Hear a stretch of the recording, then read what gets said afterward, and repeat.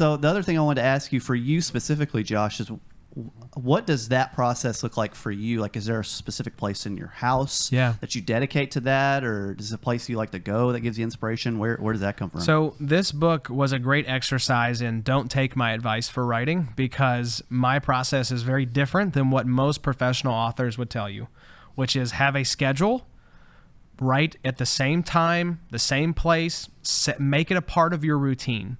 That's what professional authors would tell you. When I started writing this book, I had just started freelancing for Scribe. And so what I was doing was, in the 3 years that this thing was starting to get worked on, I was working on like 9 other books for our authors. So it's like, why did this take me so long?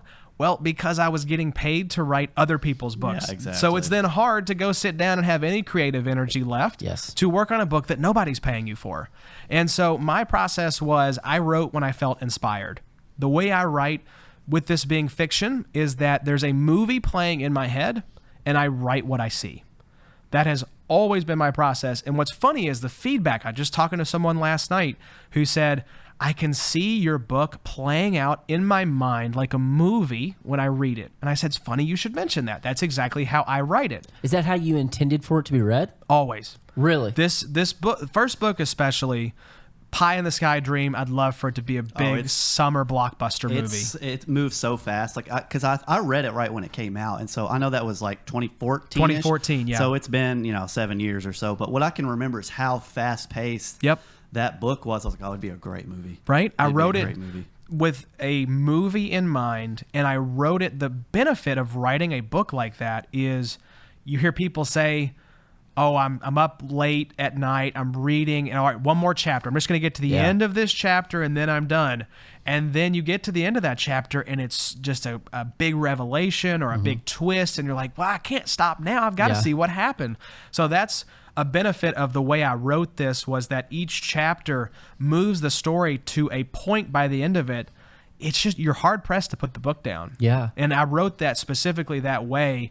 This book definitely has that sense of forward momentum and plot and excitement behind it, but it is toned down a little bit in terms of the kind of summer blockbuster, big action set pieces.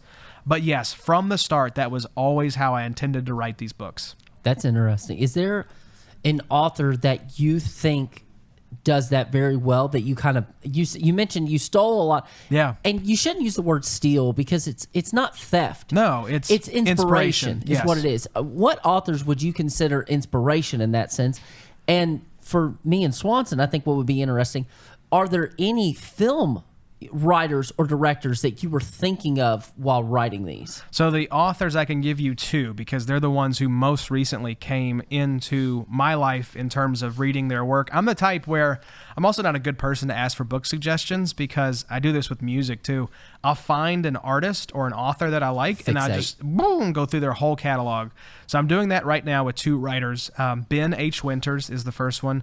He is the author of the Last Policeman series, which is actually being adapted into a TV show for Fox right now, which is very exciting.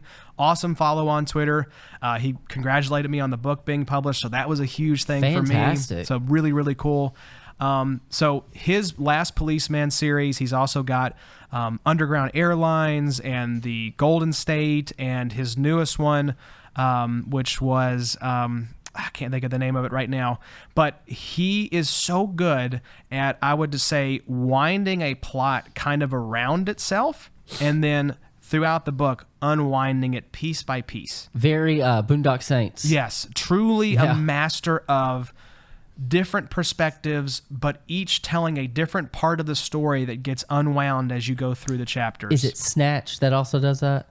The movie Snatch? Not the person to ask. I'd ask Booba. I think not it a is. movie It's like watcher. Boondock Saints and Snatch, where it's very, you see little plots and then it all comes together in the end. You're like, how does this contribute? Like his newest one is jumping back in time. It's switching between different narrators. Wow. It's masterful. It's truly masterful. And The Quiet Boy, that's the name of the newest one, The Quiet Boy. Absolutely marvelous. And then the other author I've really enjoyed is Joe Ide. That's I-D-E. He writes the IQ series. It's like a young adult detective thriller series set in California. I think he just dropped the 5th one, which was, I believe, called Smoke. And what I love about Joe's books is he writes characters in a way that just makes me salivate. I mean, the way he can characterize and write dialogue. You talk about seeing a movie in your mind when you're reading a book. I can hear his characters in my ear. You can see them. And they're so distinct. Yeah. It's truly a gift. And so what I borrowed and was inspired by from those guys is absolutely, this kind of masterful manipulation of plot, tying together threads that seem not to connect, but then at the end they all come together to form a beautiful picture. Wow. And then absolutely the characterization and the dialogue. So who was the second author? Ide? Yeah, Joe Ide. And you said it's kind of a young adults detective thriller kind of series. Are we talking like a modern day Sherlock Holmes? Sort of, yeah. I think that's a good way to look at it. Wow, see, that's something I love. You would love Sherlock the IQ. Holmes. Yeah, you would love the IQ the original. series. I wasn't a big when you talk about film.